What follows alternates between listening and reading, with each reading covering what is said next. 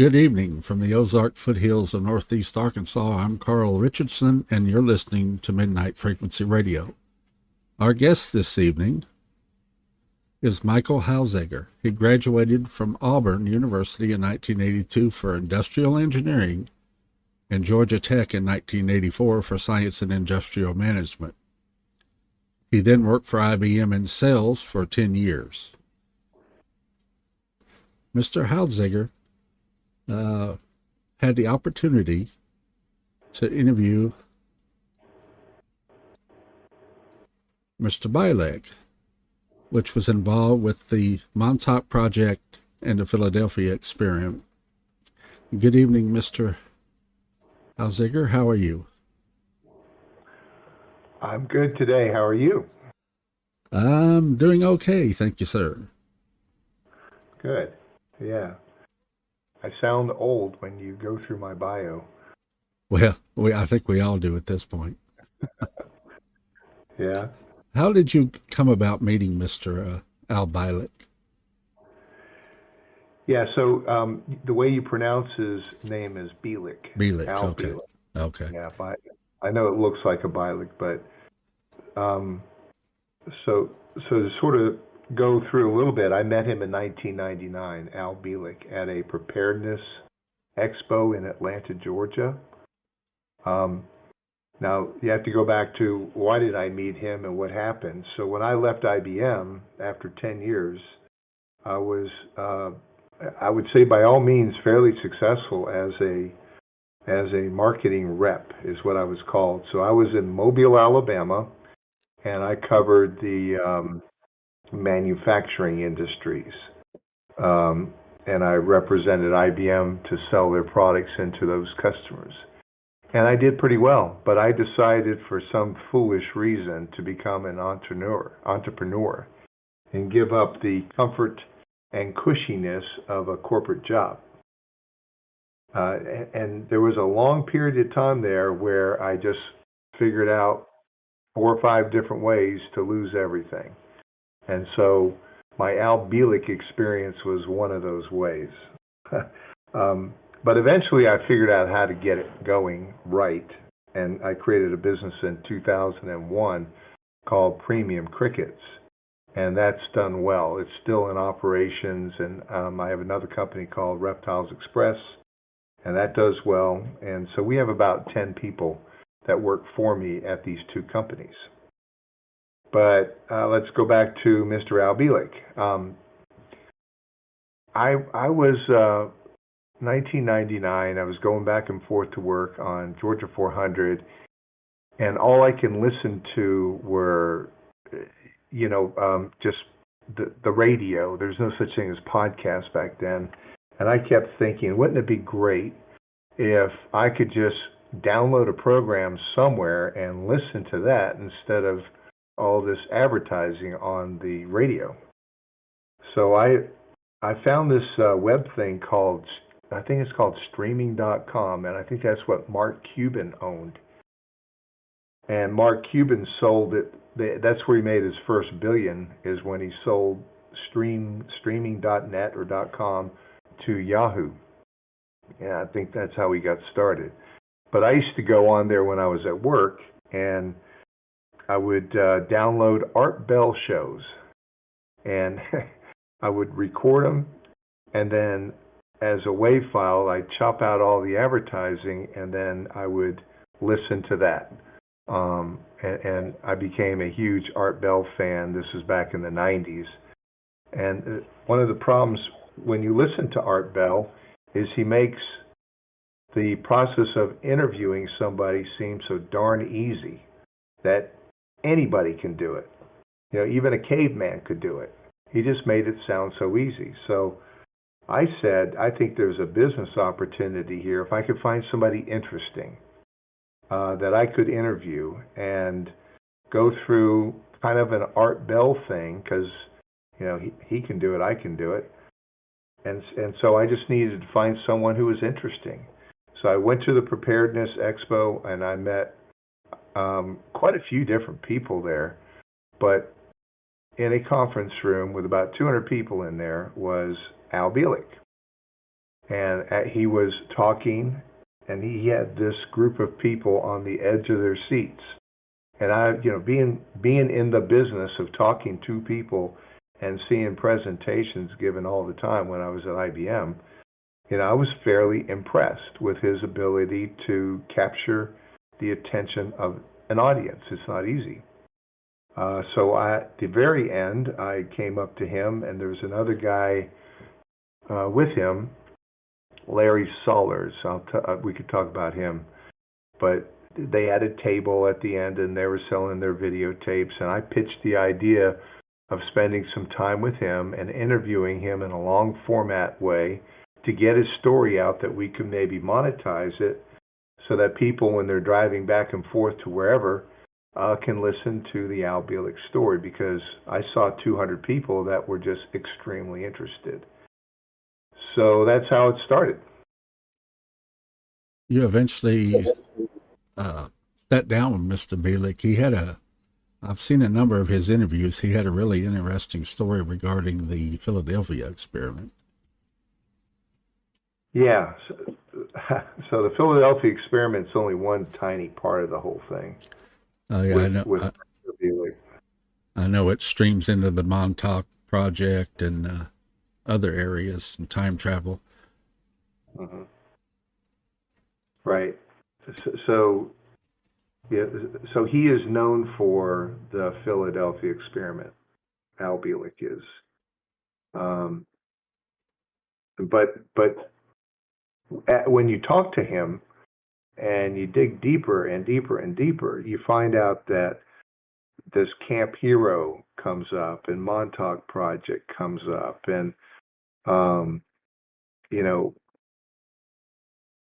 20 different other things come up. Time travel, aliens, going to the future, going to the past, going to Mars, going to the moon. I mean, I wound up spending, I had no idea it would take this long, but I spent about 3 months, I think, with Al Bielek. And he would drive to my office 2-3 times a week. And I had a little studio there, and I'd sit down and, I'd pull the old microphone out, and he'd sit down there with me. And I remember the first time he just sort of gave me the broad brush of everything that, he's been involved in. And I said, oh, this is going to take a long time. And so after about 3 months, I remember telling Al, I said, well, listen, Al, nobody's going to believe all this stuff you're saying. Do you have other people that I could talk to? And then he basically gave me a whole list of other people that I could talk to. I mean, like how well do you know the crew involved with this story? Well, I know Mr. Bielek was, at the time, Duncan Cameron, was he not? Yeah, so Duncan Cameron was the original Al Bielek. Yeah. And then he had a brother by the name of Edward.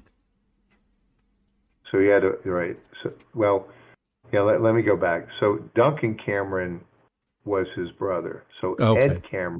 Ed Cameron is Al Bielek. Okay.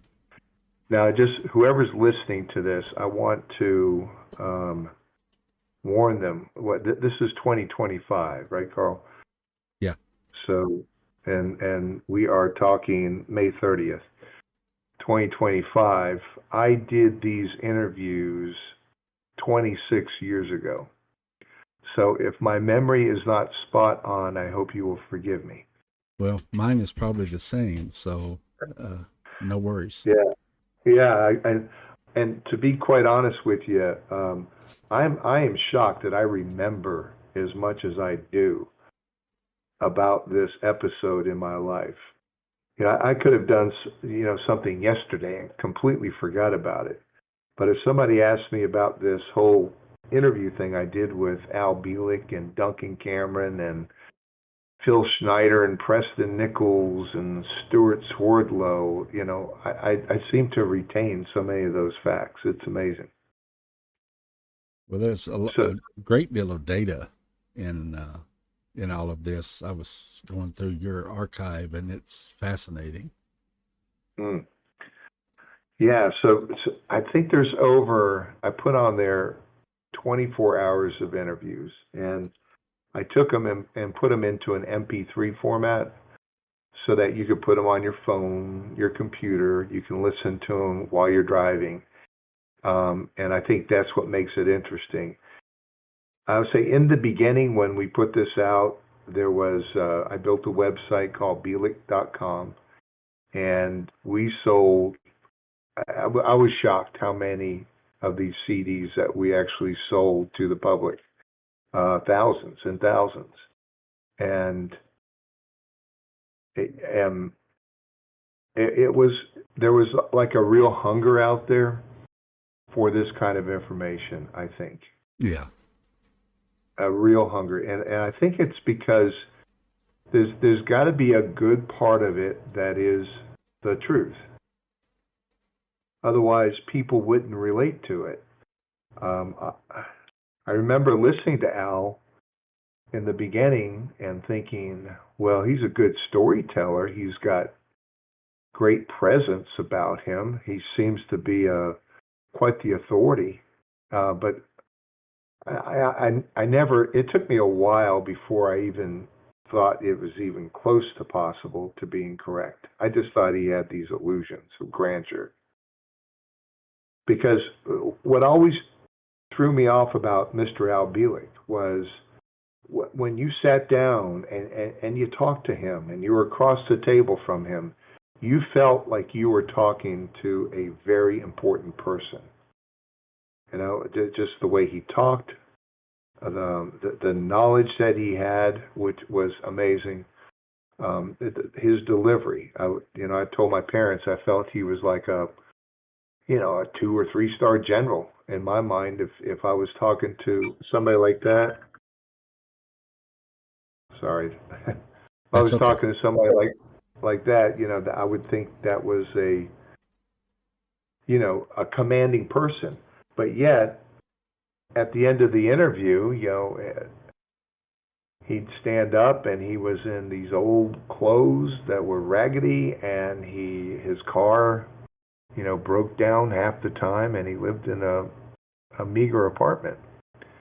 In the office that I had, we always had some food out, and he would come and eat everything. I remember that. Whatever was left out, he chowed it down before our interviews. But he was just a real mysterious person. Like, how could someone that smart be that poor?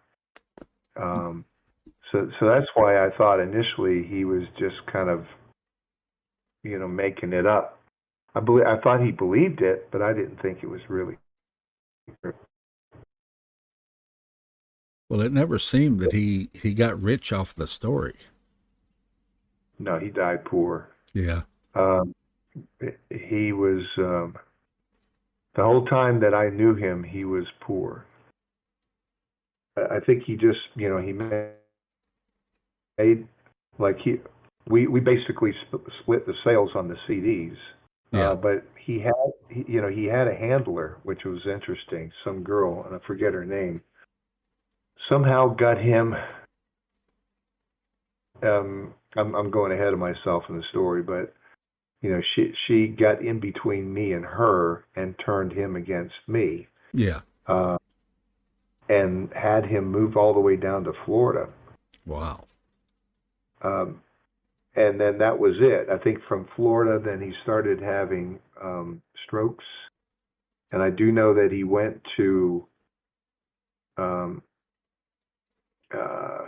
where'd he go? He went down to Mexico for some treatment, and that's where he passed away.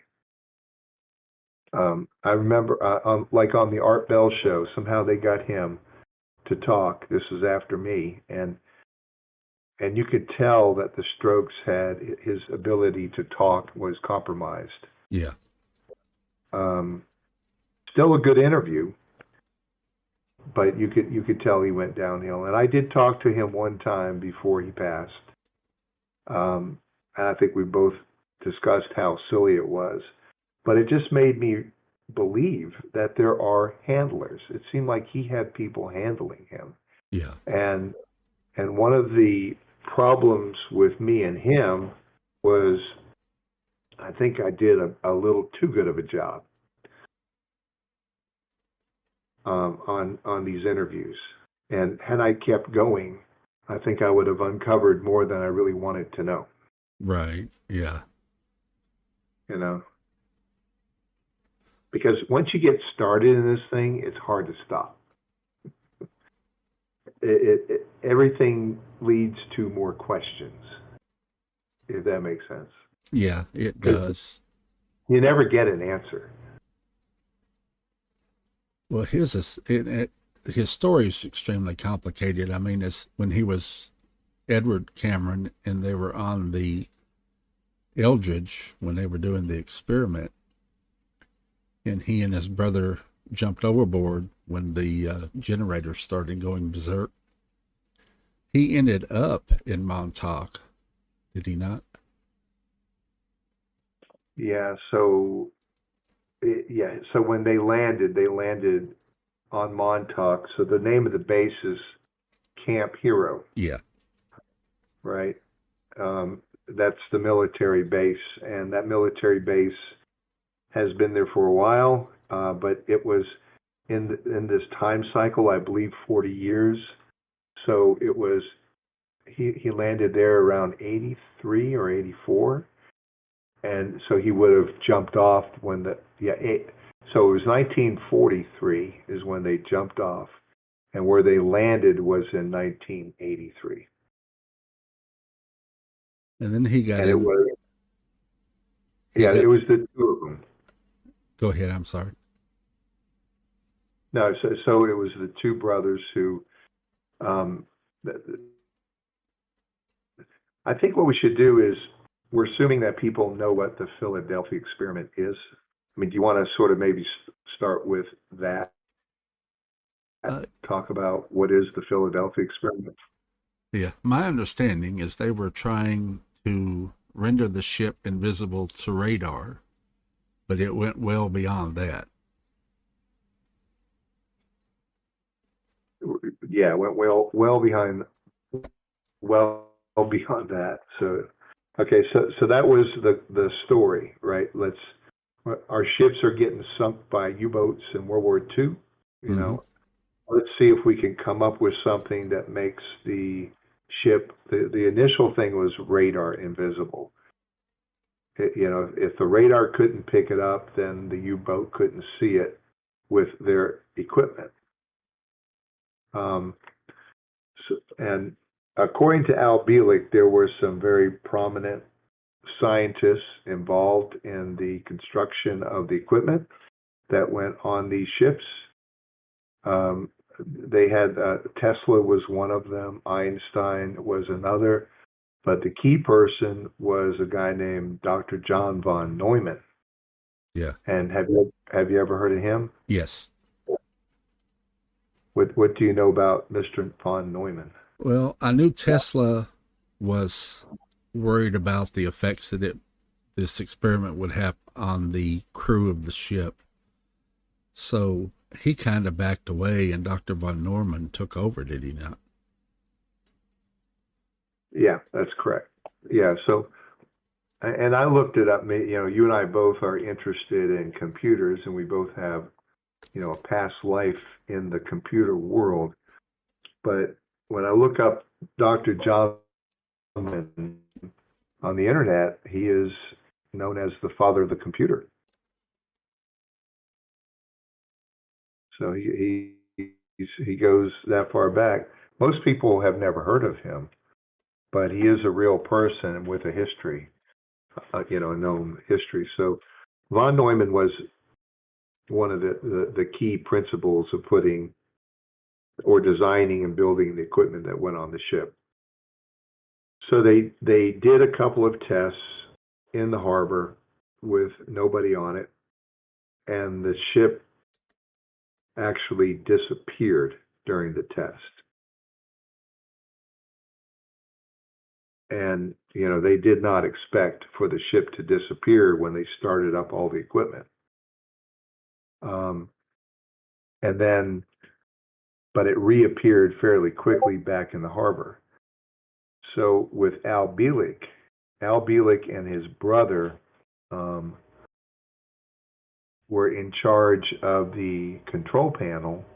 There was still a crew that was on the ship, and they started it up, and the ship disappeared, and then he goes through a long explanation of what happened when the ship was in La La Land, so to speak. They felt that the tests had gone berserk, and they proceeded to try to, destroy all the cathode ray tubes that was powering the control panels, to shut the thing off, is what they wanted to do, but they found out that they couldn't, and so they decided to abandon ship after destroying the equipment, and both he and his brother jumped off the ship, which is strange, and then that's when they landed in Montauk. But it was Ed Cameron and Duncan Cameron. Now, my understanding was somehow the power started coming from the generation systems at Montauk that kept the system powered up on the Eldridge. Is that right? It could be. Yeah. Because, obviously the two were connected. So where the story gets interesting or strange was there was another guy with Al at that conference in 1999. Uh-huh. And his name was Larry James. That was the name we used for him. Yeah. And getting forward to, who is Larry James? Larry James said that he, in another life or iteration, was the guy that was in charge of the time control jumps from a point in Montauk. And he knew as another person, he knew and worked with Al Bielek or Ed Cameron quite well. And in fact, I watched the two together, and they were like old friends. But yet, in this reality, they had not known each other very much at all. So I did a whole interview with him, and I think 2 or 3. He actually came up. He was in Florida, and I bought him a ticket to come up to Atlanta, and I spent a couple of days with him interviewing him. And I remember he brought out a book of, equipment, and he had these antennas, and he said, this was the antenna that I bought, and I used it here. And then he also talked about, how the memory works and how they're only able to remember certain things, but not everything. So according to Larry, everything was controlled in the future in 1983. And he was part of that as another person. Yeah. That's where it gets really confusing. Yeah, I know that they were sent back at one point into an unborn infant. Okay. The story is wild, to be honest. Yeah, it took me a long time to figure that one out. So, okay, that was the infant was the body of Al Bielek. Yeah. Okay, so what happened was it's 1983, and you have Ed Cameron, and he starts to age rapidly. Now, Duncan apparently didn't, but Ed Cameron did. He was getting too old too quick, and they needed to keep him around to complete the loop, so to speak. So according to all of them, I mean, talk to Stuart Swerdlow, Preston, Phil Schneider, all of them. They have this ability to take your soul and put it into another body. Now, what they say was that when a child is born, that first second, the soul has not yet entered into the physical body. And they have the technology at that point, right after it's born, to interject another soul of their choosing. And so they took the soul with the equipment that they had. This is a story. I wasn't there. Yeah. And they took Ed's soul and put it in the physical body of Al Bielek. Does that make sense?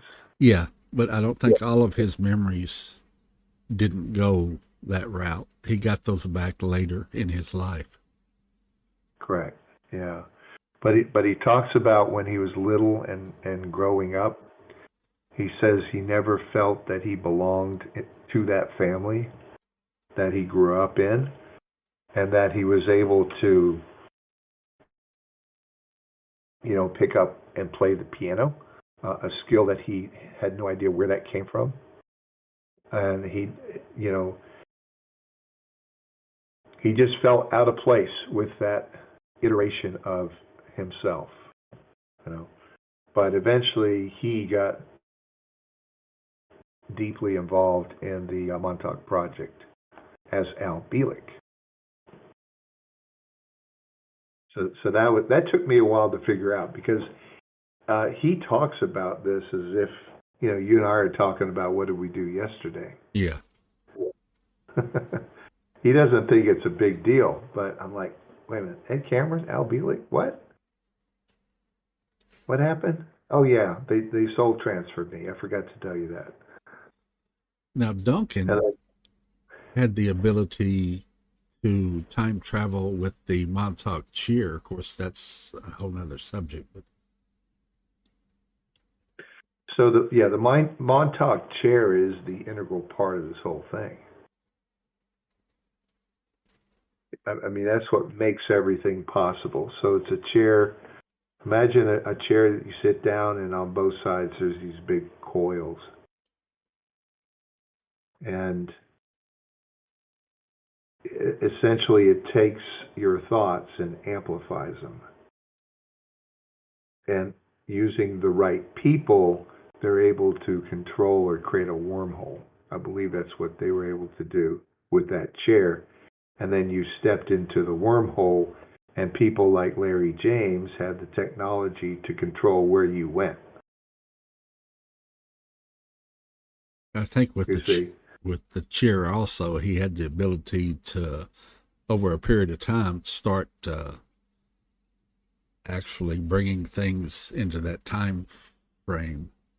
I think he thought about a baseball, and a baseball actually appeared where they were at.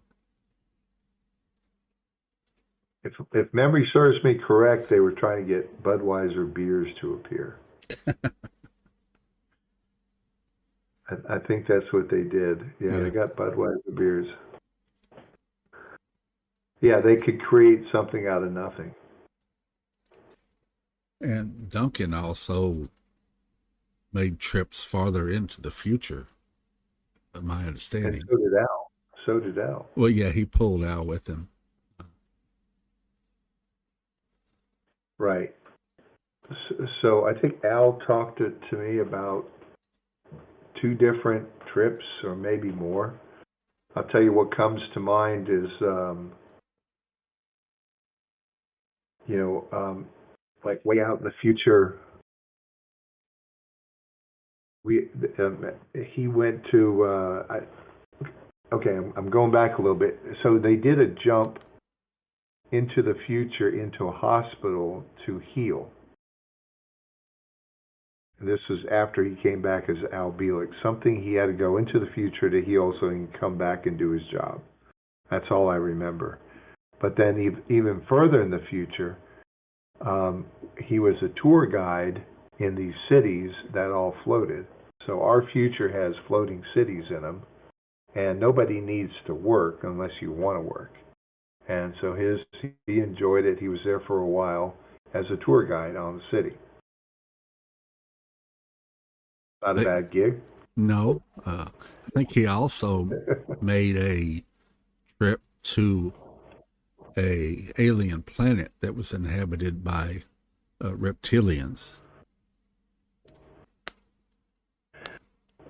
Okay, so the reptilian that I remember was he talked about a reptilian at Montauk.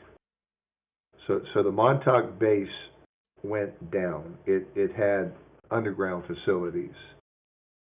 And deep underground was a reptilian that sort of managed the whole project. He said he actually met with them. He didn't have much of a sense of humor. He was very serious and extremely intelligent. Yeah, I remember that Now, also. oh, you do? Okay, yeah. Yeah. So I remember that one reptilian. Now, as far as others, like a whole world, I don't remember that. I remember him talking about going to Mars in the underground caverns.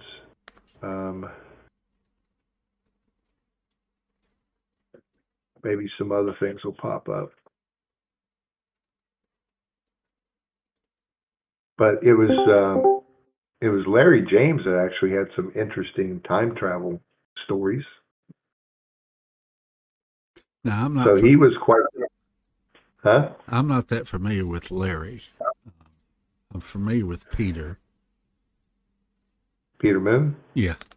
Okay, so Peter Moon is just it was like you and me, right? He interviewed them and he wrote books for them, but he didn't actually participate in anything. Yeah. So Larry was, by design, he wanted to be very incognito. I'm surprised I even met him. If I hadn't been there at that conference in 1999 in Atlanta, I would have never known him. But he was a young guy. But if he wasn't crazy, he was able to make up some good stories. And he and Al chummed along together. But the stories he told me were the interesting things was he said that they went back and tried to change timelines to see if we could have a better timeline to live in. Mm-hmm. And they changed the timeline of what would happen if Kennedy wasn't shot and killed. And they did that. They worked on that timeline. They brought it forward, and their conclusion was that we were worse off with Kennedy alive than dead. And so they kept it.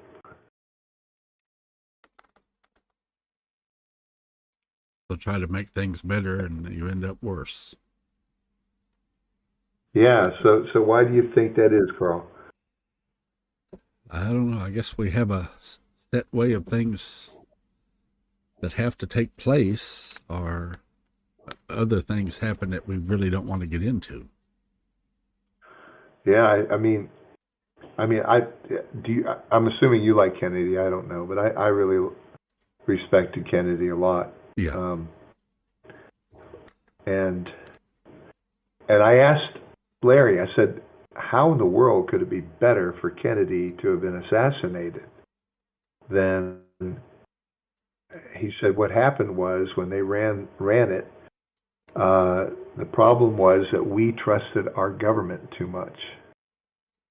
And we still do. And and we probably still do, yeah. But he said that caused more problems than if he had been. The assassination made us question everything about our government after that. Yeah. Okay, fair. That's cool. Makes sense. Oh, yeah. They fidgeted with the Civil War a couple of different ways too. South win, South lose. How would you know? You and I were in this timeline together. I don't know about the other ones. Yeah. But I can't. The thing is, I can't prove or disprove what they say. I could just ask the questions like you do of me and try to get the story out so that other people can determine whether it makes sense for them or not. Now, Preston, I can't remember his last name. Nichols. Nichols, yeah. Was highly involved with Camp Hero and the Montauk issues. I don't think he was. Oh, he wasn't? Okay. No, so he was a friend of Al Bielek. That I may be wrong on that, but I don't believe he was. So Preston Nichols was a friend of Al Bielek. The two of them actually did conferences together.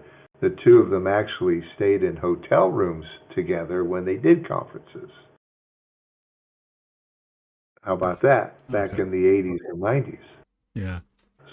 So here's how it all links together.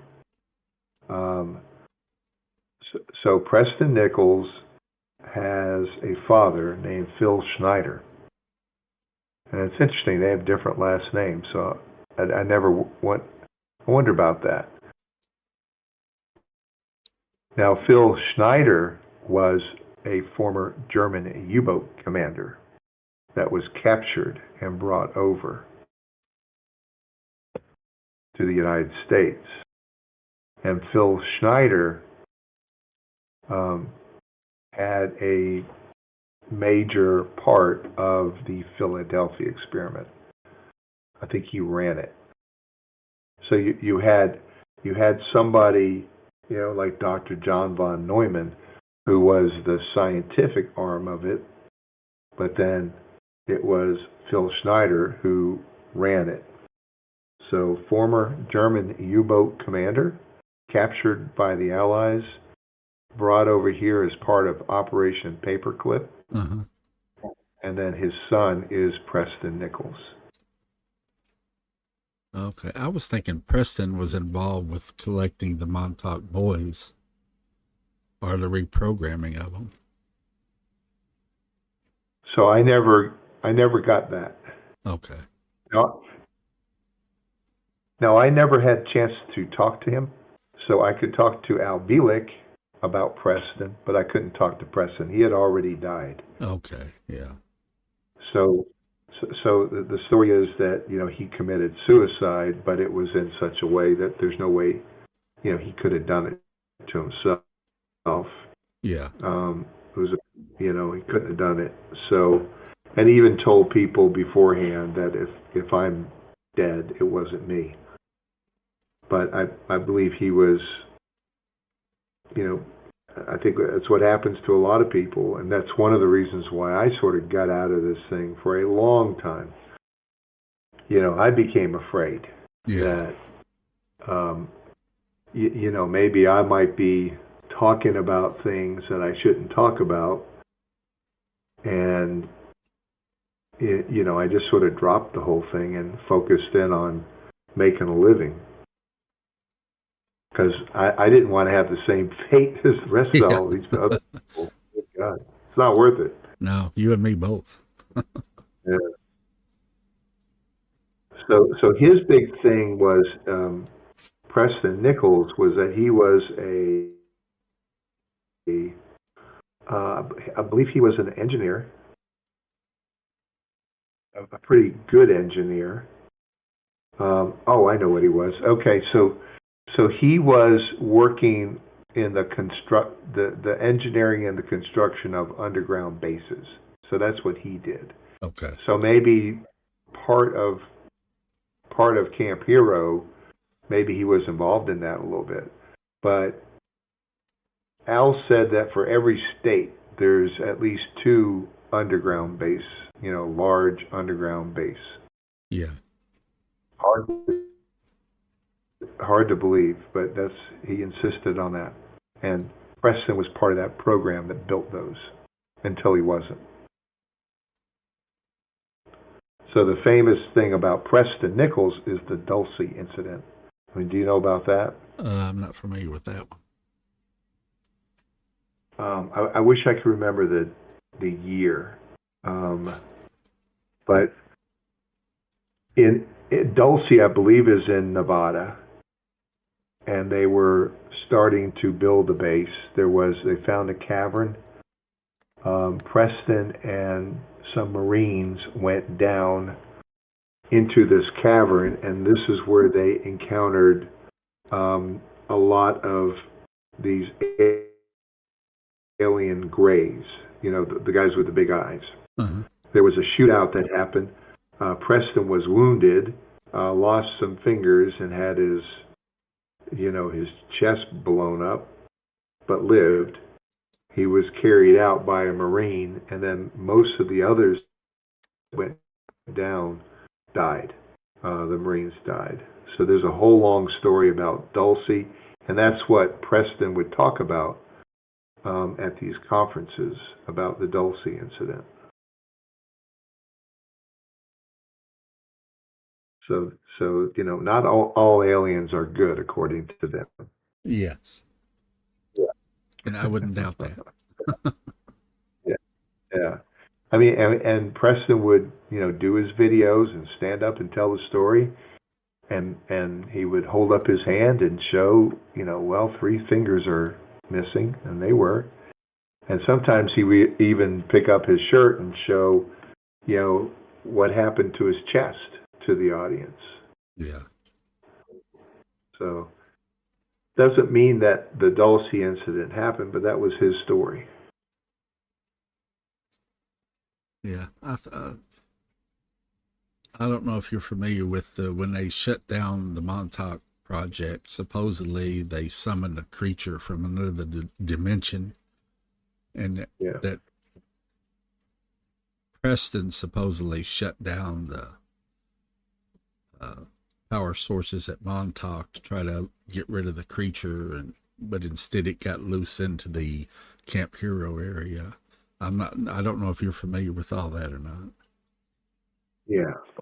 Yeah, they talked about that story. So some people say that Preston Nichols, ran the Montauk Project. I watched a few videos of him. He ran a part of it. He didn't run the whole thing. Yeah. But the story was, it was Duncan in the chair and Al and others. They became convinced that this thing needed to end. The project needed to end, and they tried to figure out what's the best way to end it. I believe it was Duncan's idea to try to create a monster, that was big enough and strong enough to destroy everything. And in the chair, while he was in there, he used whatever powers he had, created the monster. The monster came in through the wormhole and created havoc. As far as Preston shutting everything down and stopping it, I don't know. Yeah. That sounds viable, but I'm not 100% sure. Yeah. Like I say, everything is so complex, going from the Philadelphia experiment to Montauk and everything that's supposed. I mean, I've heard stories that they were kidnapping runaways and stuff like that and programming them to be assassins and other things. Well, let's stay right there, because that's a good point. Part of this, there's a lot of different projects that overlaid others. Yeah. So the whole concept of mind control intercepted with time travel, the two actually kind of went hand in hand.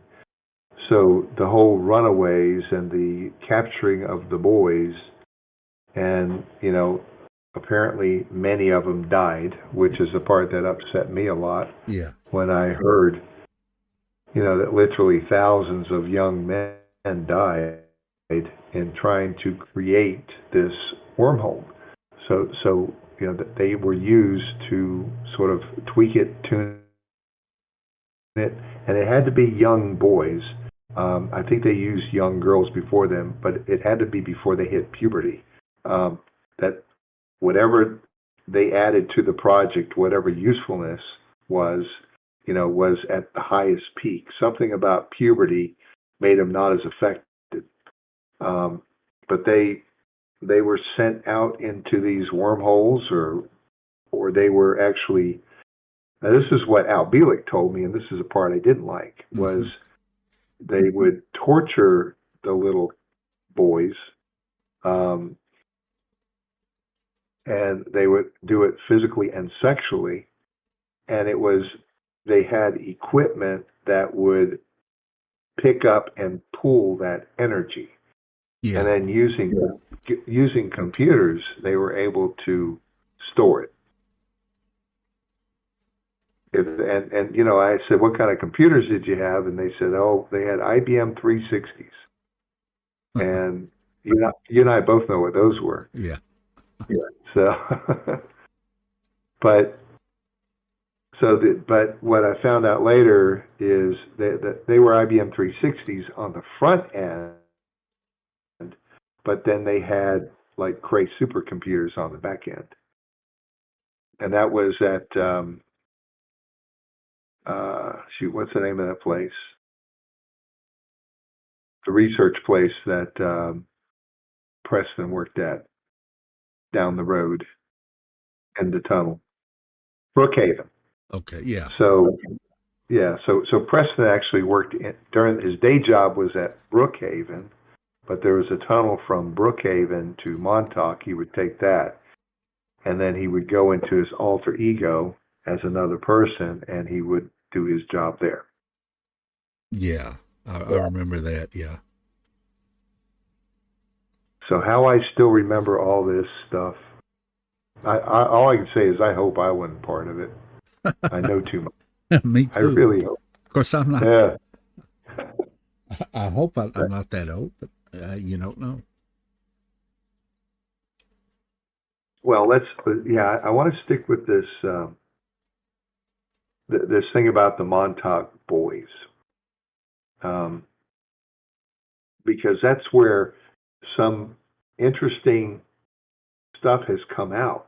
That just, I like to watch videos about conspiracies and who says what, and I've always been fascinated about the Kennedy assassination, probably more so than anything. Yeah.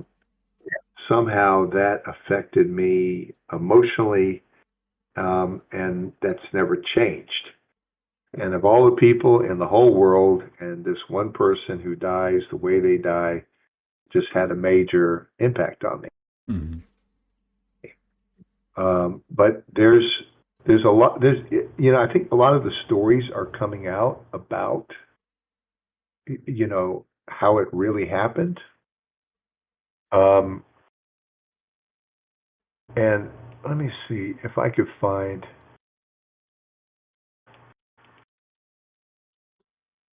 Yeah. So,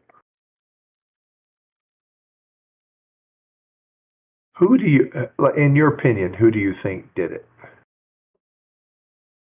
What, the experiments with Montauk and everything? No, the Kennedy assassination.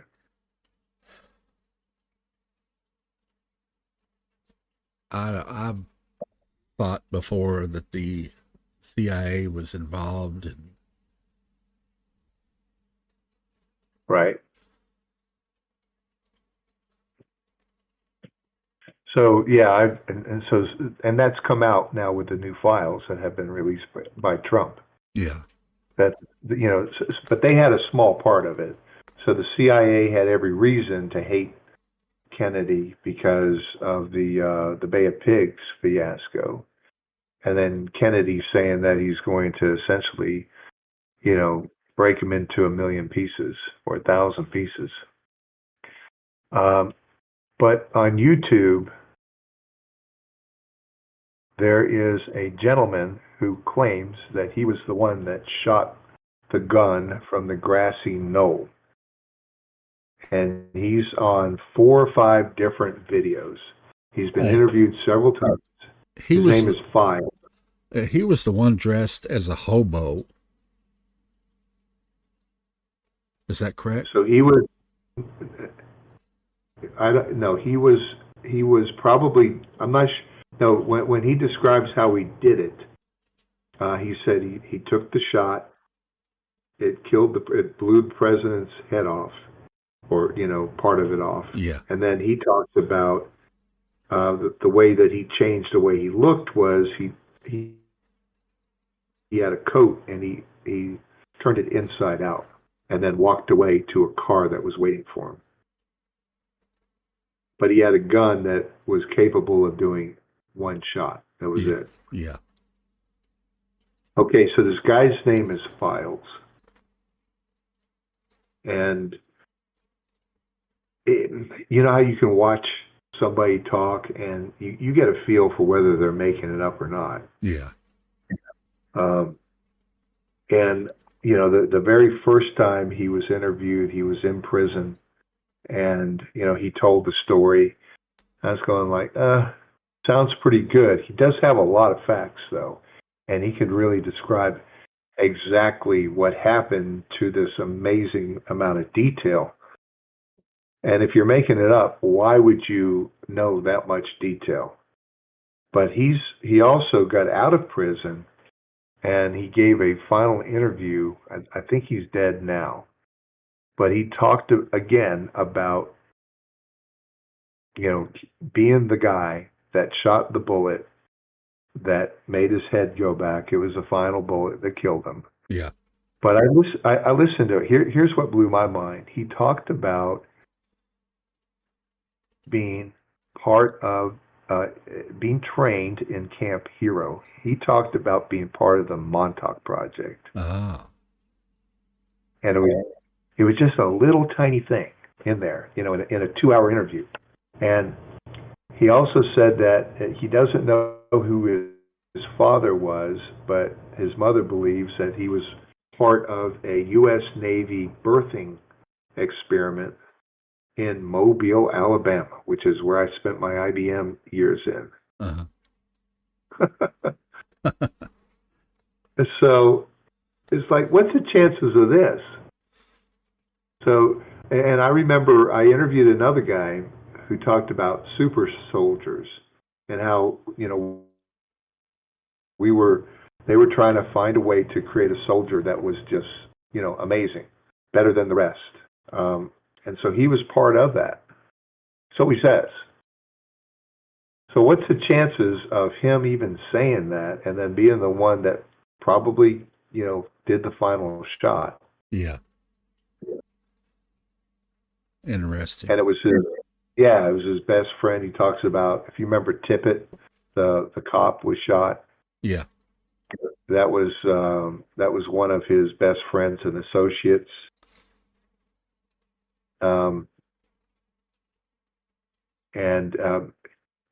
The best friend went over to Lee Harvey Oswald's house to kill him, but the cops showed up, and so he had to kill the cop, is what happened. And then the two of them met inside their getaway house, and together they went wherever they went. But that does make sense too. So Lee Harvey Oswald was definitely the patsy. He was set up to do it, but he had to die. Right. I mean, you couldn't have that exposure.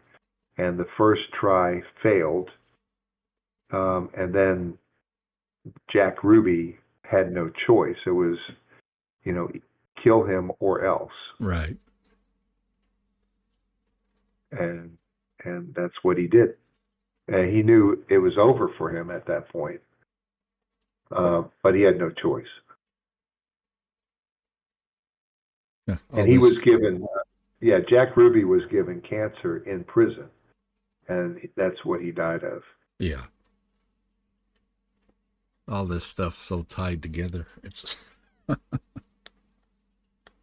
one big story that's all integrated. It really is. It is.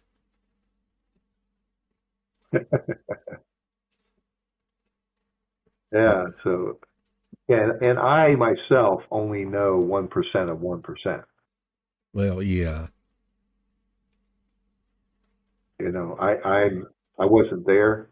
I just know what people have said. and I seem to have a memory for it.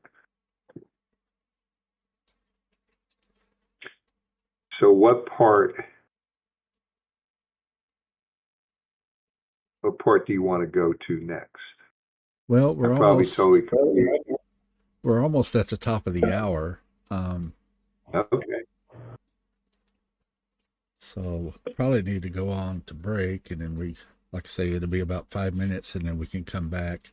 And I'm getting a little wobble on the Discord audio. At some point, we may have to swap over the Google Voice, but that's not a big deal. So your voice sounds good to me. Yeah. And I'm hearing the majority of what you're saying. It's just like sometimes it kind of wobbles, or R2D2s, as we call it in ham radio digital communications. Yeah. So if there's, what would make this interesting is if there are any people that have questions. Yes, and they can Those are always fun. Yeah. They can join the Discord. My producer has the information, and I think he can make it public on the Facebook page and other places. Yeah, I would say last time I did this on the X platform, X Spaces, the guy named AJ called me up, said I was driving back from Kissimmee, Florida. It was late at night. He said, "Hey, I'm doing the X Spaces, and can you hop on and talk about the Philadelphia experiment and now Bielik?" Yeah. I got about 20 people, and I said, "Sure, I'll do it while I'm driving." By the time I got to my hotel, there was over 1,500 people. Wow, that's pretty good. That's crazy. Yeah, and they asked the best questions, and that's what made it really interesting, was the conversation between all of us. Yeah, it's always great to get questions from listeners and everything. Absolutely. All right, so you want to just take a break and then start up in 5? We'll do it. Okay.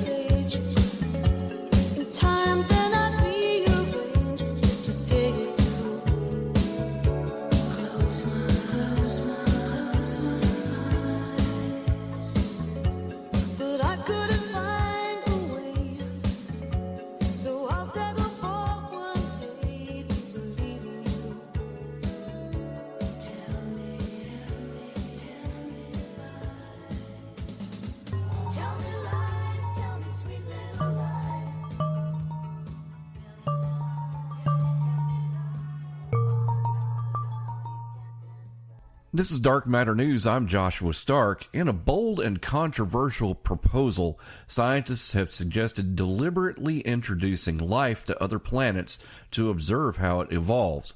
The idea, known as the Genesis Project, aims to send microbes to lifeless exoplanets, potentially giving rise to new ecosystems over millions of years. The Genesis Project envisions deploying AI-guided probes to identify uninhabited planets and seed them with photosynthetic microbes. These organisms would produce oxygen, paving the way for more complex life forms. The AI would ensure that only planets devoid of life are targeted, minimizing the risk of disrupting existing ecosystems. While the proposal is groundbreaking, it raises certain ethical considerations. Critics argue that humanity shouldn't interfere with other worlds, especially when the long-term consequences are unknown. Supporters, however, view it as an opportunity to extend life beyond Earth and study evolution in new environments. The Genesis Project represents a fascinating intersection of science, ethics, and exploration. As technology advances, the debate over seeding life on other planets will likely intensify, challenging our understanding of life's role in this universe. One of the other considerations that this project brings up is the possibility of seeding humanity throughout the stars. With ready-made oxygen on a planet, it would be easy to seed humanity in that stead. Interesting thought, huh? Despite rapid technological advancements, many institutions and individuals continue to rely on outdated Windows operating systems like XP and 95. A recent BBC Future article highlights this phenomenon, noting instances like a New York City hospital elevator still running Windows XP. These legacy systems persist due to their deep integration into critical infrastructure, and also the high costs of upgrading. Lee Vinsel, a professor with Virginia Tech, points out that Microsoft software has become so embedded in daily operations that replacing it is often deemed unnecessary. While Microsoft invests highly in AI and modern technologies, the enduring presence of older systems underscores the lasting impact of its early software on global digital infrastructure. Hi, this is Jessica with C. Crane. Tired of spotty radio reception and static? C. Crane CC Wi-Fi 3 Internet Radio offers a crystal clear solution with audio guaranteed to outperform any smartphone speaker. With an internet connection, tune in to over 30,000 radio stations from around the world, all conveniently accessible without needing any apps, providing personal information, or additional monthly subscriptions. Enjoy complete privacy with no microphone or eavesdropping. The CC Wi-Fi 3 boasts a user-friendly interface with a full-sized remote for easy control. It also doubles as a Bluetooth speaker for your favorite music and podcasts. Ready to upgrade your listening experience? You can get the CC Wi-Fi 3 by calling C. Crane at 800-522-8863 or by visiting us online at ccrane.com. Once again, that's CCRANE.com.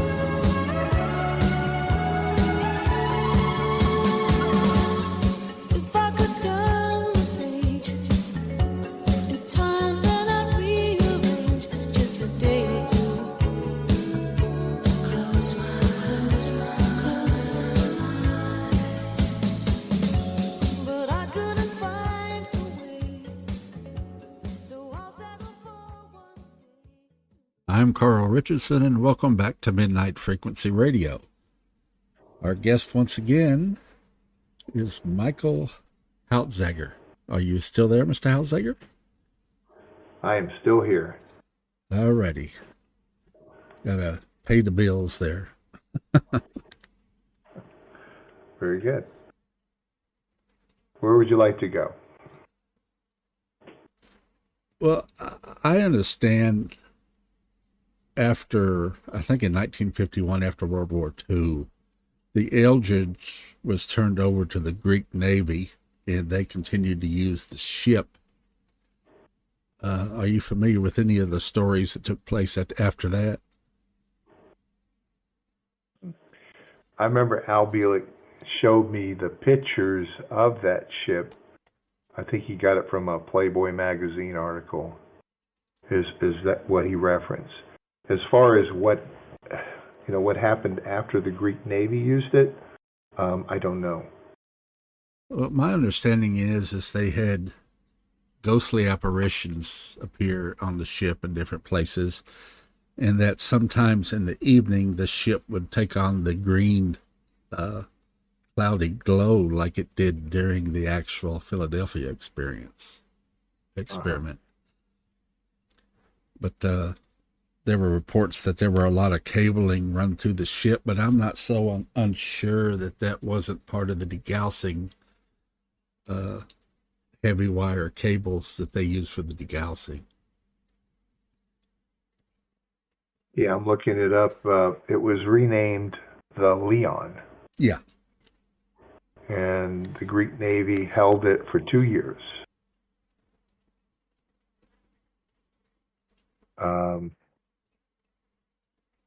I think they salvaged it. They started breaking it down for components back in the 90s. I forget the exact date.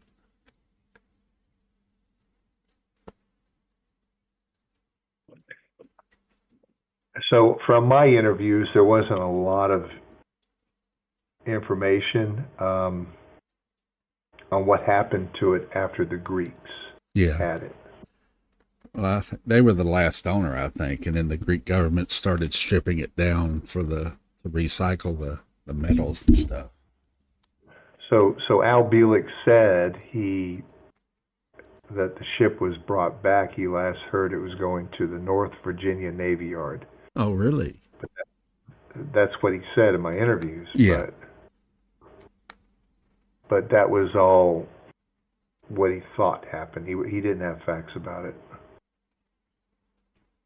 Yeah, well, it's one ship that has a lot of stories on it. Yeah, it was key to everything, wasn't it? That one ship. That'd be nice for us to actually find it and take a field trip out there and see it. Oh, yes. My question is, why would we want to recreate some of the same conditions that caused the accident in other locations? Well, you'd have to start it up, though. You know, yeah. You have to pump a lot of power through it to make that happen. And then you'd have to have someone in the future sort of controlling what happens as well. I mean, it was I don't think by itself, just sitting there, anything would happen. Yeah.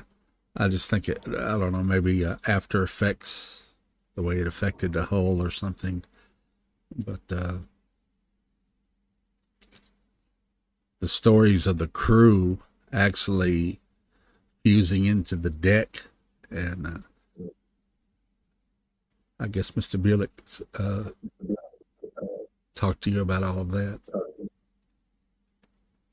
Yeah, he said, well, they had to jump back on the ship for some reason to close the loop. And when they did, they saw people that were fused in the deck itself. And a lot of people walking around in the haze, you know, sort of not knowing what was going on. Yeah, I think some people actually had mental issues after that. Right. And then some people, if I recall, would be out somewhere and then just disappear. I think they were at a bar, and there was a sailor at a bar, and he just disappeared. Yeah, phased out of existence. Phased out. Yeah. Right. Well, phased into a different dimension, a different reality. Yeah.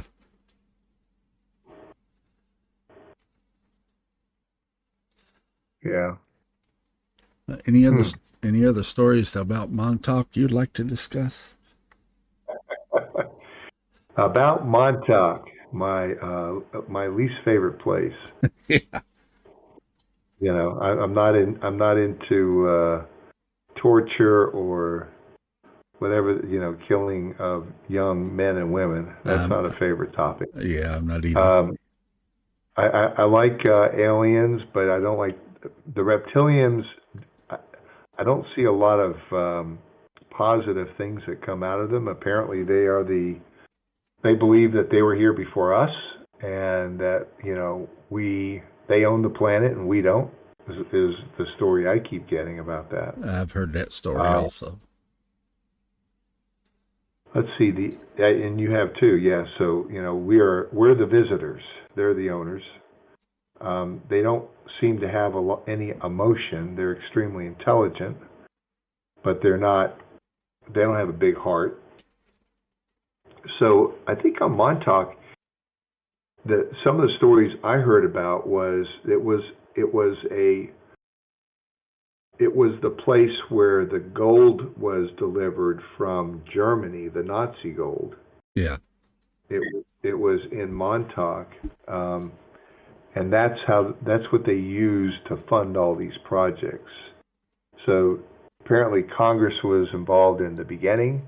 When they found out what was happening, they shut it down. But there was certain others that wanted to keep it going, and in order to keep it going, you needed money. Yes. And the money came from Nazi gold. So there was a ship that was sent over here. Apparently it sunk right there, right off in Montauk. But there were ways of opening up portals or something like that from the underground part, and they brought it in. Yeah, I heard stories. They kept saying there were no underground portals or anything, but if you go on to the Camp Hero, there are a lot of ways to get into underground passages. Have you ever been there? I've not. Just what I've seen on documentaries and stuff. Right. Yeah, I think I need to make a trip before I get too old. Yeah, my understanding is the radar tower with the big dish is still up, isn't it? They haven't tore any of that down. Oh, yeah. Yeah. I was somehow came across a video of something recent of people going out there. I think on Montauk there's another character by the name of Stuart Swerdlow. Have you ever heard of him? I haven't. Okay, so remember I said to Al, I said, listen, nobody's going to believe this. You need to get some other people that I could talk to and interview that can sort of go along with your story and make it a little more believable. And he came up with the name Stuart Swerdlow. Mm-hmm. And Stuart is in Long Island.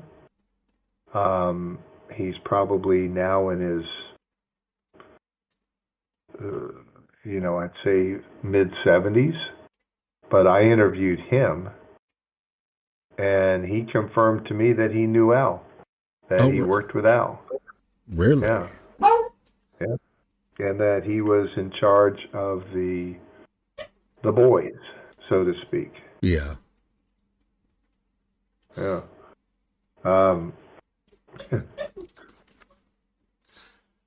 listeners here, pardon my dogs. I was going to put them out, but you know how they are.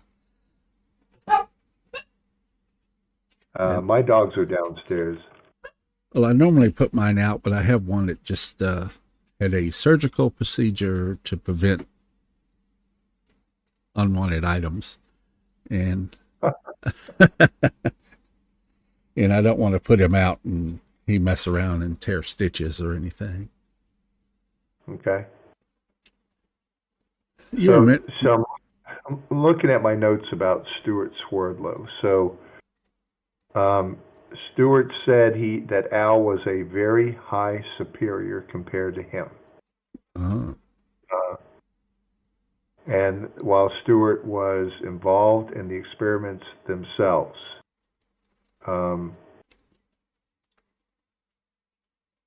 so they met personally. Let's see.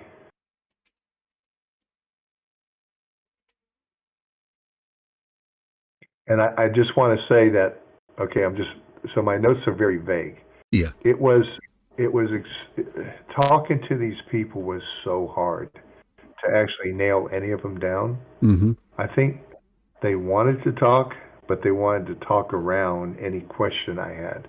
Yeah. So where you ask me a direct question, and I'll give you a direct answer. I would ask them a direct question and get this weird answer. Almost as if they were programmed. It was sort of like, okay, there's 10 answers you could give, pick one. And they would, many times they'd say the same thing to different questions. Yeah, like a programming. Like a programming, yeah. Yeah. That's what I felt it to be.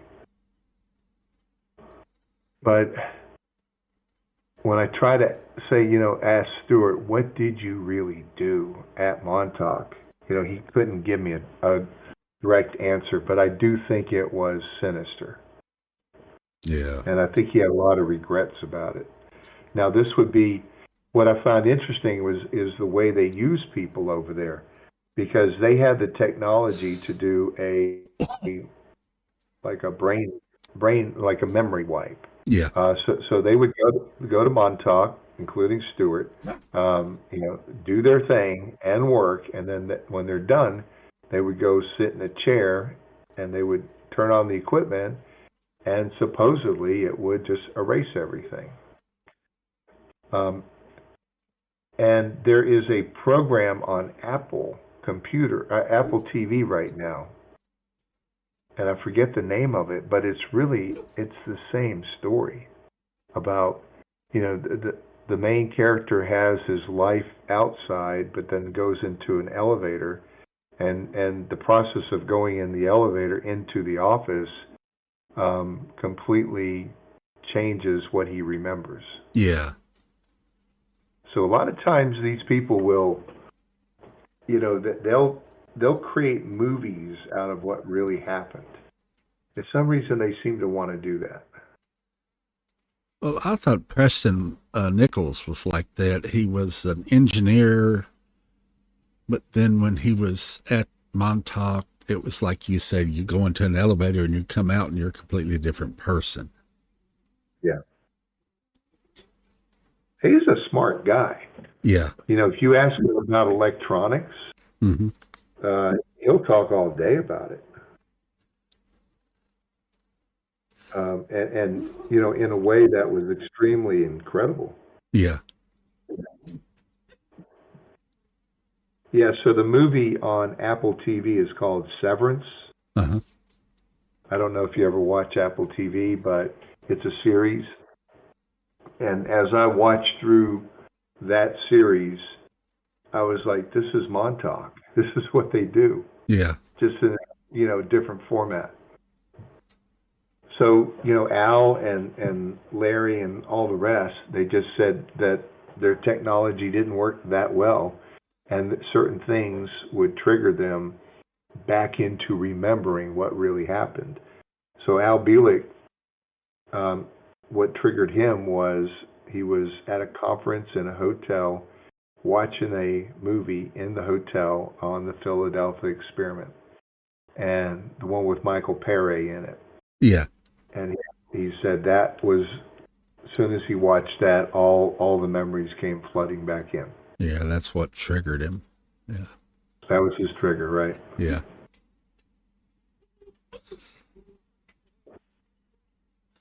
Are you familiar with John Tater or Teeter? So the only way I'm familiar with him is through your good friend Art Bell. Yeah. Apparently interviewed him, right? Several times. Yeah. Was he the time traveler?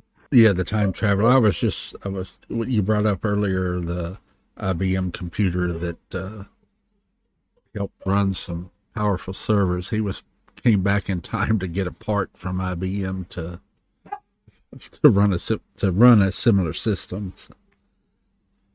Really, I wouldn't be surprised. Yeah. Well, you and I both know. I mean, I was in IBM in 1984, and at that time, it was, IBM was the Microsoft and the Google of the day. Yeah. Now, hardly anybody knows them, but they were something back then. Yeah. Well, my work with them was, like I said, field service tech, and we actually did some circuit board part replacement. But my problem with IBM, or the section that I was in, was there were too many chiefs and not enough Indians.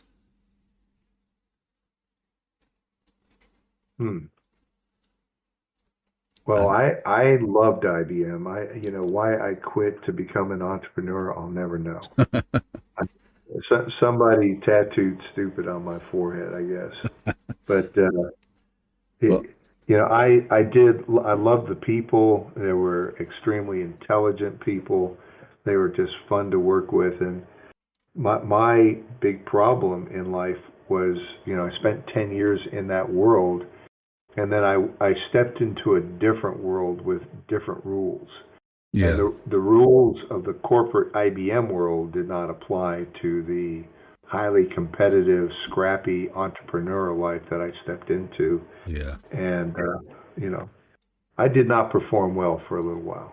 Well, I enjoyed the work. It's just, but I actually had 7 supervisors that I had to answer to. Wow. And it was sometimes just overbearing, I didn't have that. I had one. Well, and, and his only thing said to me, Mike, what can I do to help you today? Yeah. I mean, that's the kind of manager you want. What can I do to help you? Because my job was in sales. I had to hit the numbers, and I would just say, okay, for this customer, I need X, Y, Z. Help me out, and he'd get it done. Well, that was nice. Very nice. Yeah, loved it. So I hope he's not listening tonight. All right, so where do you want to go? We've covered a lot of areas briefly, but you want to dive into some other ones?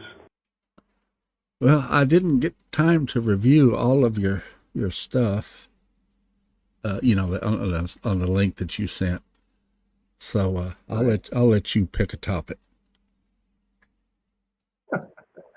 Yeah, just so I sent you all my interviews. Yes. Right? I sent you a link. Yes. And it had all the interviews that I did over 3 months.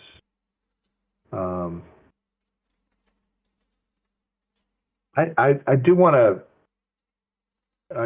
to mention this one thing about the believability part of this. So I remember this was before the election that I did these interviews, and this was the Bush-Gore election. So I finished my work with Al Bielek August, September, something like that, right before the election. And I remember it toward the end, the very end, I said, okay, Al, you're a time traveler. Who's our next president? Who's going to win? And then my memory says, I remember him sitting there saying, nobody.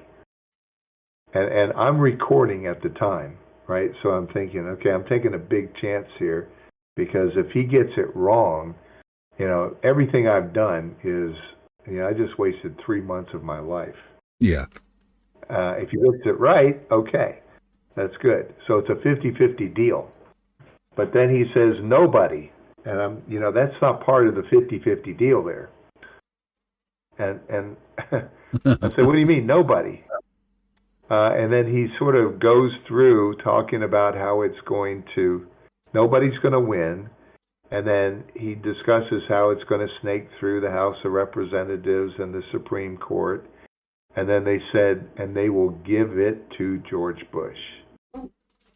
And I remember, he talked about the Supreme Court and all that stuff. And I said, I'm screwed.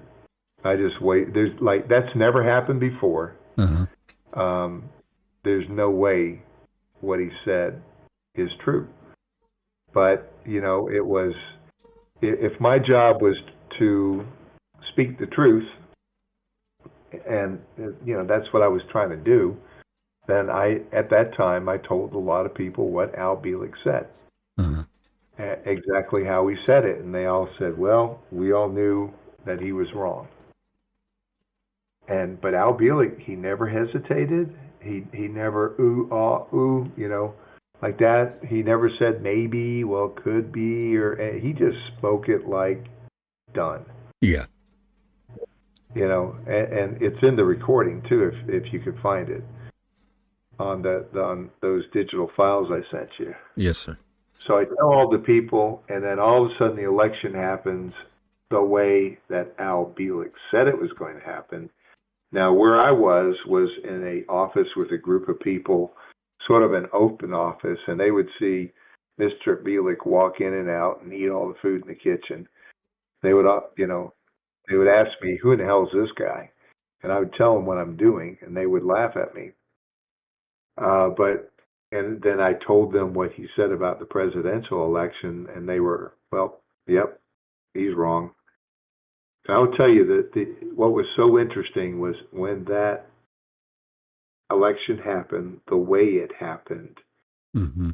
These people that I told what was going to happen that laughed at me, so their laughter turned into genuine fear. Yeah. It wasn't like, "Oh, good job, you did it." They became extremely fearful, panicky, in a way. Yeah. And that was probably the most extreme part of the whole experience for me. Yeah, because that's what happened. Yeah. That was my truth right there.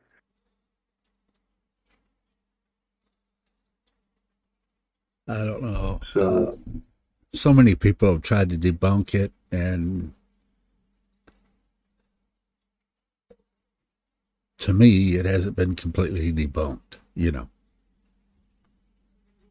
yeah, and there's every reason to say, it could be completely made up. There's just too many people associated with this story. Yeah. I think if it was not real, then we wouldn't even be talking about it right now. I mean, imagine how many years is this after all these things happen, Mm-hmm. and we're still talking about it. And why is it that I can get on, with a friend of mine who has an X Spaces account, and he says, "We're going to talk to Mike Houtzager about the Montauk Project," and 1,500 people pop on. Yeah. So why are there so many people that interested in this? And I think it's not because of me. Nobody knows who I am. But they have bits and pieces of this story that's very real to them. And they're all trying to figure out, what is the real truth? They want an explanation for it. They may know some Montauk boys, right? They may know some super soldiers. Mm-hmm. They may know some Operation Paperclip kids. See, it just that the truth has a weird way of eventually coming out. Yeah. Well, I know Art's interview and George Knapp's interview with people like the gentleman worked at Area 51 in S4. Bob Lazar. Bob Lazar, yes, sir. Well, that's a whole different story there. Yeah, but I don't think anybody's actually debunked what he has said. I mean, no, Bob Lazar. And he's coming out with his own. Somebody's producing a movie. Yeah, soon to be released. Project Gravatar. Have you heard about that? Yeah, Project Gravatar. Yeah. So he was able to create a 3D holograph of what he remembers. Yes. So I look forward to watching that movie when it comes out. Yeah, they spent a lot of money on that because they built the systems to do the actual 3D renderings and everything to work with the goggles that you wear. Yeah, wow. So yeah, Bob Lazar is just one small part of the story. Mm-hmm. So all he did was worked on the propulsion systems for downed ET crafts. Mm-hmm. Right. So that's just one small slice. Yeah. Just one. And everything the government does is compartmentalized anyway, so that's what he knew. That's the area that he was involved with. Right. So, that's the only thing that he can discuss about it. That he knows about. Yes. So I think we're all trying to figure out what is going on. What is the secret or the hidden agenda? What's the purpose for all this? And have you come to any conclusions yourself or ideas? There's something going on, that's for sure. Yeah. And the government's into it up to their chin.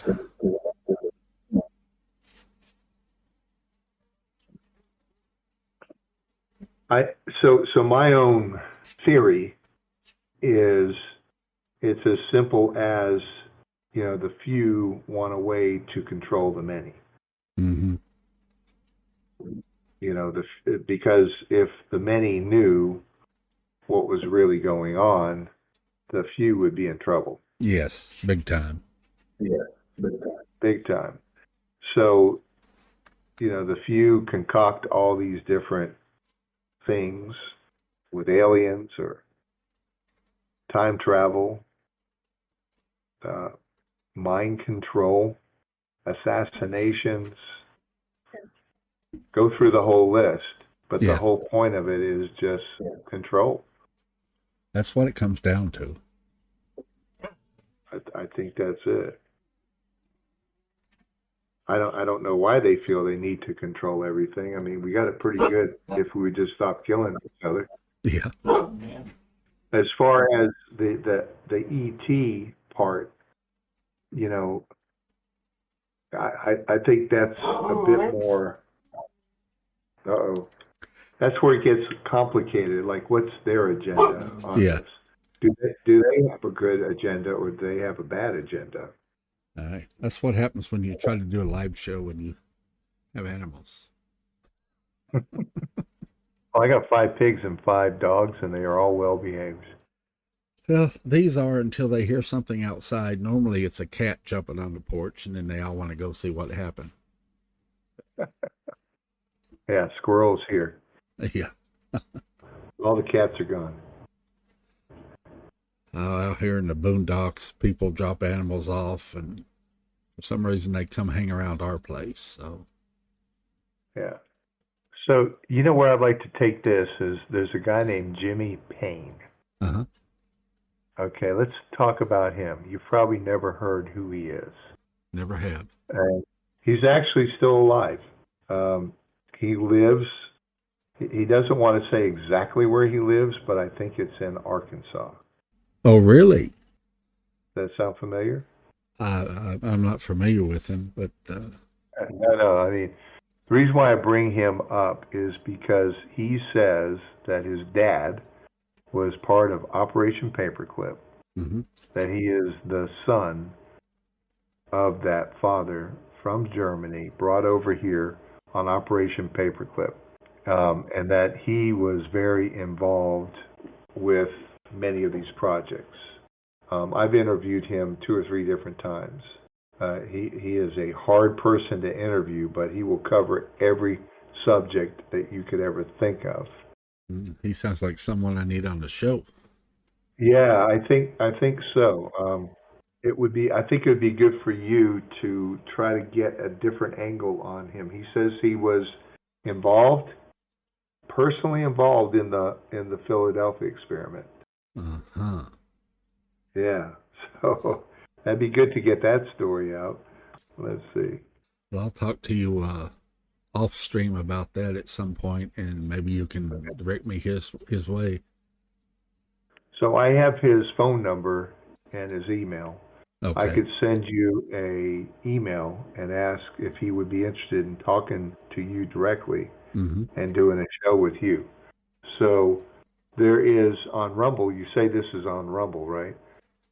So yes. There is a guy named James Rink who is also on Rumble, who does a program called Super Soldier. And Jimmy Payne has been on his program several times. Okay. So you could actually maybe listen to a couple of his interviews. I'll definitely do that.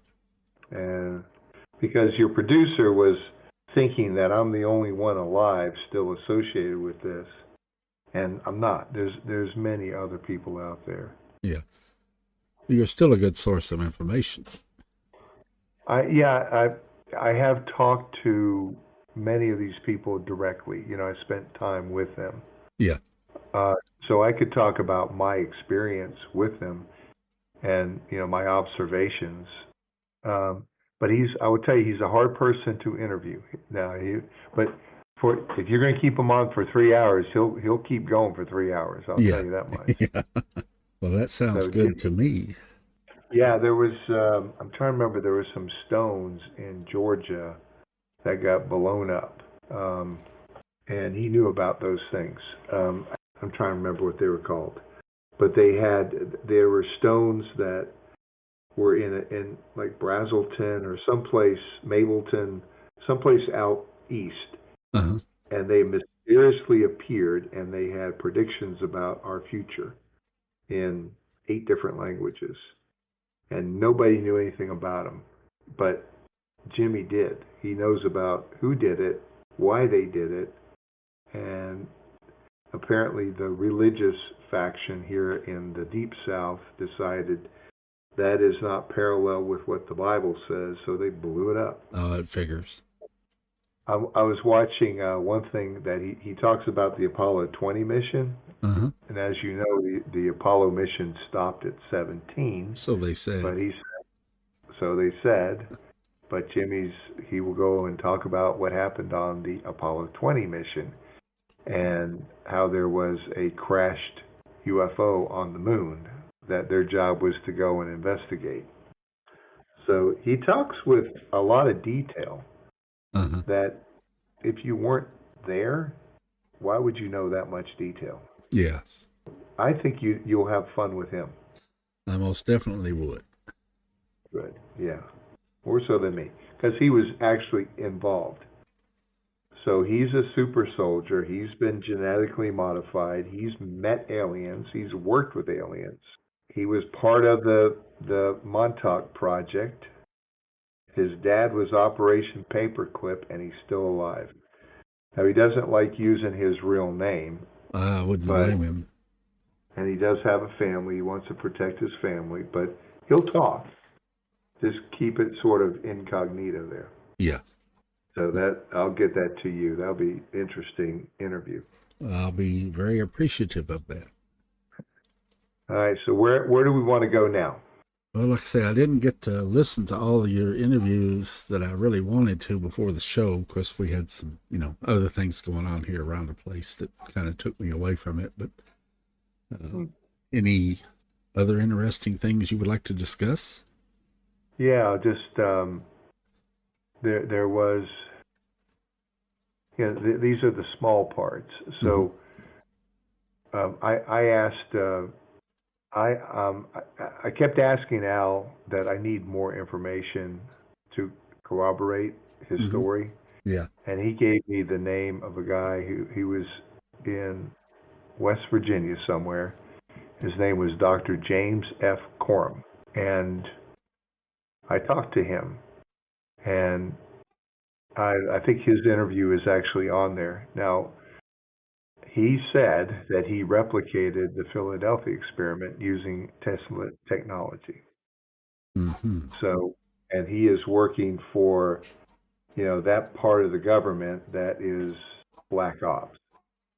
So it's interesting. I said, what do you do? He says, well, I'm working on propulsion technology that pulls rather than pushes. That's the way. And his lifelong passion was to recreate the Philadelphia experiment in a small way, using miniature ships. Yeah. And he said he was able to do that. So he, now did I see it? No. Yeah. I just got his story, and it's on the CD. You can listen to it. And oh, by the way, I don't sell these anymore, but if you have some listeners that would like to hear these, you feel free to just forward that link that I sent you. And I appreciate that. Yeah, sure. Just and say goodbye to the next couple of weeks of your life. So Dr. Coram, he was a pleasure to speak to. I liked him. Yeah. Well, I had so many of these, I heard mostly on Art Show and some of the early George Norrie shows, because I won't discuss the current format, but that's, Yeah. What do you mean? There were so many of these. These topics, these subjects, and the people that were still around back then. Yeah. And now so many of them are gone. So interviews like yours are worth their weight in gold, so to speak. Yeah, and I never meant that. I was just trying to experiment with a better way to drive to work that wasn't full of advertising. And little did I know that I'd be dropped right in the middle of one of the most interesting stories around. That's for sure. Yeah. And even to this day, people are still interested in it. But I've gone back and I've re-listened to some of these. There was one fellow who talked about being a super soldier, and he talked about these gold vats where they would incubate bodies and then inject souls into them. Yeah, and that was done in New Orleans, in that area. But these people that I talked to, I never paid any of them. Yeah. I did with Al. I mean, we shared the revenue, but I didn't say, "Oh, come on, and I'll pay you for your story." They just felt that they wanted to say it. They wanted to get the info out, I guess. They did. They felt like it was just. They didn't like holding it inside. Yeah. I'll say that. And they were looking to me to be a safe place to tell the story. I think with Jimmy Payne, he's looking for the same thing as well. A good structured. So with the challenge is coming up with a structured format. Yeah. So that story doesn't just run off the rails, and then you don't even know what the heck you asked. Yeah. What question you ask. Uh-huh. And I was getting that problem in the beginning because it's just so damn complicated. So I will say, like Phil Schneider. Uh-huh. Okay, what's coming back to me now is the memory that he was a geologist. Yeah. That was his profession, geologist. But I remember he would, in his presentations, he would talk about what his dad was involved in, and apparently at the end of World War II, there was a lot of atomic bomb testing in the Pacific Ocean. Uh-huh. The atmosphere. Yeah. And then part of that was really to bring down extraterrestrials. That makes sense. And apparently they were very successful in it. So a lot of these, they'd blow up a bomb, they'd see the ET craft, and they noted where it fell, and they'd go and retrieve it. So that's where they got a lot of these craft from. Yeah. Well, I know Bob says, there's 9 at S4? I don't know he said that, but I'm sure we have a lot more than 9. Yeah. And so, yeah, they're different ones. So imagine 9. I mean, I think this world here is visited by quite a few different ETs. We're just one piece of a big puzzle or a big picture. Yeah. And I think once we see it, it's not going to be any surprise to any of us. The only surprise is going to be is why was it hidden from us for so long? Well, the government seems to think that we don't have the ability to comprehend things. Well, I don't think they think we're stupid. I think they don't have a choice. Right. It's sort of like if we did know everything, maybe the general consensus is, for the few that want to control the many, it wouldn't be good for them. Mm-hmm. Yeah, that's a good point. So I'm trying to remember any more, Montauk, Philadelphia experiment stories. I think the one that hit me the hardest was that Files guy who claimed that he shot the bullet that killed Kennedy. Yeah.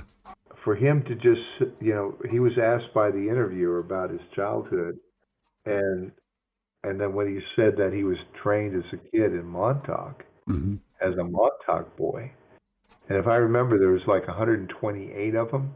I Yeah. think that was the number he used, and only 10 of them made it. The rest of them died. Yeah.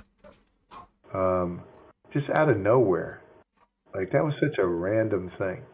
That had a pretty big impact on me, and then to say that he doesn't believe he was incubated, he doesn't know who his father was, Yeah. and that coincides with the interview I did with the super soldier guy, who said that's how they create super soldiers. So it was just so random, out of the blue, and boom, there it is. Yeah. Not really clone, but or is it made? Yeah. I don't know if cloning is the word. Incubated. Yeah. I think that's what it is, incubated. So now is the time, if you have anybody with questions. Is that possible? Yeah. I'm Or do we not monitoring. have? I'm monitoring chat, so they can also ask there, but they can Okay. also log in to the Discord and ask you directly. If they haven't got tired of listening to my stupid dog bark and left.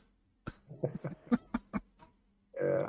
If my wife was here, she would have taken care of those issues. But like I say, right now she's visiting relatives. I can barely hear your dog, so we're good. I've got quite a bit of noise canceling on this mic, so hopefully it's taking out most of it. It says noise suppression powered by Crisp. Oh yeah, Is that what on Discord, yeah. But I use a different one on OBS for the streaming, and it's pretty Okay. tight. I don't want to click any buttons on this Discord. So this is officially the first time I've used Discord, and it went pretty well. Yeah, that receiving on you may have been on my end. I had something else running on a different computer system that may have slowed things down. But I've got fiber here, and it's like 1,000 megabaud per second or something to that effect. Right. So you have fiber optic. Okay. Yeah. Oh, I wouldn't try this any other way. I used to use HughesNet. They didn't have fiber run out here before then, and that was just excruciatingly painfully satellite communications with the latency I on tell the you, up and down link. Starlink can do it though. It's got really good up and down. I think you could have this. It's just as good as fiber optic. Yeah. Well, I think HughesNet has swapped over to them since I went to fiber, but I'm really pleased with fiber. Oh yeah, it's expensive though. Ours isn't too awful bad. It's a little over $100 a month. But I think yours must be subsidized then. Do you live in a rural area? yeah, I'm about as far out in the middle of nothing as you can get. Yeah, you have a subsidized. I'm like $300. Okay. Now we had a tornado come through a few months ago, and it wiped everything out. We were without power and internet for a number of days. Wow. It missed Not us good. by about an eighth of a mile. Otherwise, you wouldn't have a house now. Yeah, we were in a shelter. We've got a storm shelter, and we went straight to it. But the way it sounded, you could hear it pass by, and I was concerned to come out and find the house gone. So, Wow. Yeah, that'd be a bad day. yeah. Eighth of a mile is not much. No, you could hear it, and you could hear the destruction. It hit a neighbor close to me that has a cattle farm, and it took out a couple of barns, and the trees in that area would just look like somebody just took their hand and just swiped them all down in one direction. So Wow. they cleaned that up, so now they have more pasture area. So did you ever come across the subject of chemtrails or HARP? HARP, yes. As a matter of fact, I found that subject really interesting. And yeah, I'm familiar with chemtrails. As a matter of fact, I was watching something on that yesterday. Have you interviewed anybody on either one of those two subjects? No, I'm trying to get the fellow that did the book, Angels Don't Play This Harp. Right. I would like to have him back on and see if he has any new information. Plus, he's written some books about other topics that I would like to discuss with him. Okay. So no luck yet? Not yet. Trying to get in touch with him still. Huh. Yeah, so the chemtrails are bizarre to me because, where I live in Atlanta, I mean, I see them all the time. Yeah, we do here you see also. them out where you live? Yes. What is your theory on chemtrails? Well, it's not regular contrails because contrails eventually evaporate and go, but the chemtrails just seem to keep spreading out. So they're spraying something. They're straight lines and they're crisscrossed. Yeah. Like, why would you crisscross like that if if it's a regular flight? Yeah. So whatever it is, it's extremely expensive to put that much stuff up there. It is. And then you ask the question, what are they putting up there? Right. We got enough pollutants in the atmosphere. Don't need something else sprayed. Yeah, but obviously somebody does feel we need it because it's got to be a multi-billion-dollar thing. Apparently. I mean, I've seen pictures of these planes that are doing it. Uh-huh. Have you seen them? I mean, I've seen the spray devices that they mount to the planes. Right. Yeah. Yeah. So I've heard different things from, so that we could transmit data. You're building a big data grid. So that was one thing that one person said. Uh-huh. The other was something about changing the atmosphere so that it would be more habitable to ETs when they come here and live with us. I've heard that one. Okay. So have you ever listened to any channeled ETs? No, I haven't. Nobody? Uh-uh. I mean, it's a whole slew of them. I mean, you pick anybody and somebody channels them. Yeah. So, yeah, I've listened to a lot of them, a whole lot of them. I mean, in the beginning, I listened to a lady named Barbara Marciniak, and she channeled Pleiadians. Mm-hmm. And it was interesting and useful to listen to what they had to say if that was them. Yeah. And to because we're always trying to figure out where do we come from and what's our history and what else is out there. Uh-huh. So, there's a whole group of things, Pleiadians and Sirians and Zeta Reticuli and the tall grays, the small grays, and then there's also another interesting group called the Mantis people. The insectoid. Insectoids. Yeah. A lot of people talk about them as being the overseers of everything. So I haven't met one yet, but that's an interesting take. Yeah, I haven't met any yet, but I'm open. I feel like I'm the only one that hasn't met an alien or seen a UFO. Yeah, same here. I mean, I talk to these people all the time. It's a common experience for them. Now I better not say that because I'll probably have one come wake me up tonight. But I haven't experienced that. Yeah, nor have I. But yeah, I'm open-minded. Well, that's why we're talking, right? Most definitely. We're just open-minded. We're just throwing it out there and just seeing how people react to it. Yeah. No questions yet. I apologize for that. Well, you're just getting your program started now, right? Yeah. Yeah, it's really new, but I hope it takes off. And I'm going to check on the that X stuff that you were talking about. Yeah. I mean, it worked. So I think if you push it out there, and the trick is to use the right hashtags.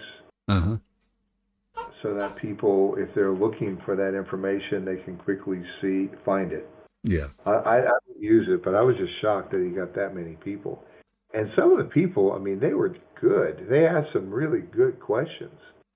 I was surprised at the Montauk questions. Yeah. The level of knowledge far exceeded what I had. Well, let me ask you this. Were there people in their 30s, over 30s, or younger that seem to be asking the questions? I know you can't see them, but just listening to their voice. I would say they're 30s and 40s, Yeah. if I was to guess. It seems like the younger generation is more interested in TikTok videos. There's a bunch who are, I understand that. Yeah. But there really is a hardcore group of people that just want to get right to it. Yeah. And I mean, and they will study Montauk like nobody's business. And it's too bad that most of the people have passed. I think Peter Moon, was we didn't use him enough, I don't think. Yeah. To get the story out, because he was so close to all of them. So, too bad on that. Do you know much about Peter Moon at all? No, but after we're done, I'm going to look him up. Well, he's dead. Yeah. So.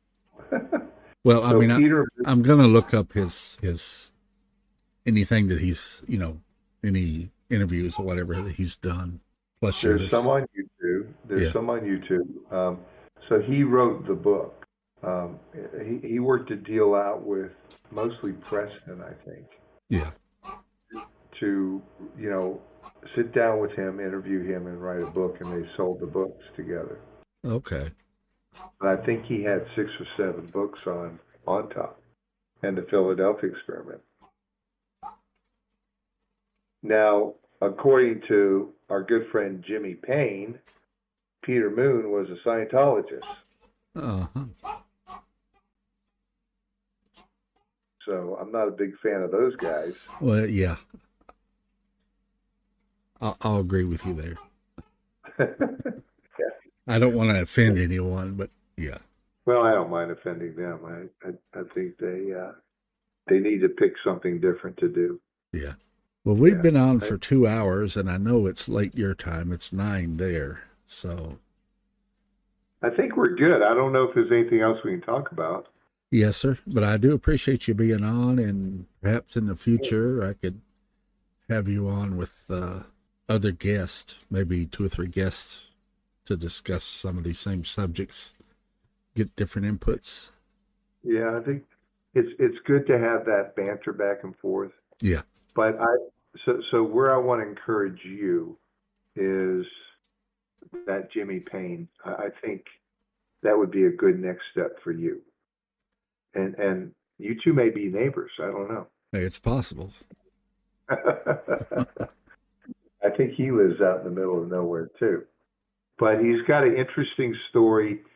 A lot of it is bizarre and maybe completely unbelievable. Uh-huh. But I think it's good to just get it out there, let him tell it, frame it up for him, and then let the listener decide whether they believe it or not. Yeah. I don't think that's up to us to make that judgment. I think my job, and maybe your job, is just to provide that format so that the story could be laid out in a clear way so people can understand it better. Yeah.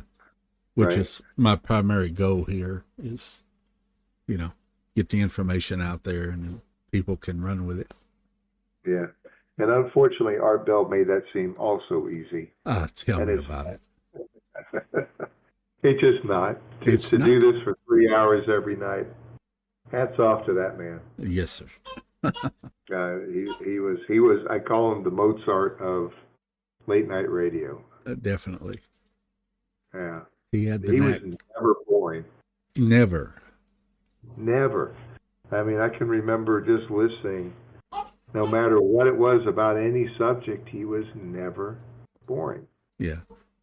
If he did have a guest on that didn't work with him, he had no problems letting them go. So. Yeah, he would. And Yeah. sometimes he would just talk, wouldn't he? Uh-huh. Or he'd open lines and take calls. Open lines. That was it. Yeah. Yeah. See, that's what worked. Yes. See, so if we could get more open lines into your format, Mm-hmm. I think it would work really well. Because Listen, there's a lot of people that want to talk about this stuff with someone with some experience. Right. It's just a matter of, letting them, connecting everybody. Right. Yeah, and like I say, starting out, there's some equipment that I really need to get. Right. But financially, it's going to take a little time. Well, so in the future, you're going to be rich? I doubt that. So, okay. Well, I think we've covered it all. We'll do some more later, but I think we're good for now. Well, thank you, Unless sir. there's anything else you got. All right. You're welcome. And I'll be looking for Look your for that email. Yes, sir. Yeah. All right. Thank you. Good talking to you, Carl. You too. Right, bye-bye. Good evening. Bye-bye.